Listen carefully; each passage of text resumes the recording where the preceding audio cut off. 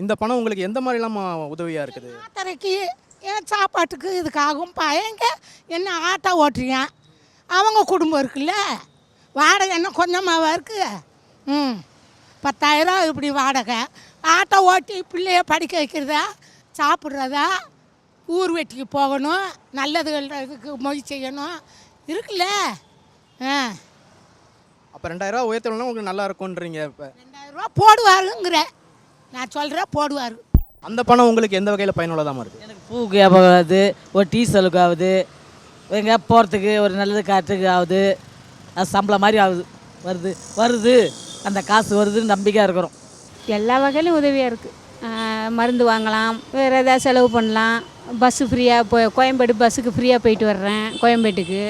இப்போ ஒரு காசு இல்லைன்னா கூட அதை எடுத்து ஒரு 2 கிலோ பூ வாங்குவேன், ஒரு மாத்திரை வாங்கிக்குவேன், இல்லை ஏதாவது குடிக்கிற தண்ணி கேன் வாங்குகிறோம் அதுக்கு வாங்கிப்போம். எது வேணாலும் வாங்கிக்கலாம். 1000 எது வருதோ அது வாங்கிக்கலாம். ஏதோ ஒரு செலவு இருந்தாலும் பண்ணிக்குவோம். அவர் பேரை சொல்லி நாங்கள் என்ன வீட்டுக்கு செலவுக்கு இது ஹாஸ்பிட்டல் போகிறதுக்கு அவசரத்துக்கு உதவுது, ஒரு பிள்ளைங்களுக்கு ஃபீஸ் கட்டினா அதுக்கும் உதவுது. அதுதான் சார். எனக்கு இப்போ யாருமே இல்லை, நான் மட்டும்தான் இருக்கேன் வீட்டில். அப்பா அம்மாலாம் கிடையாது, கல்யாணம் ஆகல. கிடச்சிதுன்னா எனக்கு வாடகை கட்டாக தான் யூஸ் ஆகும்.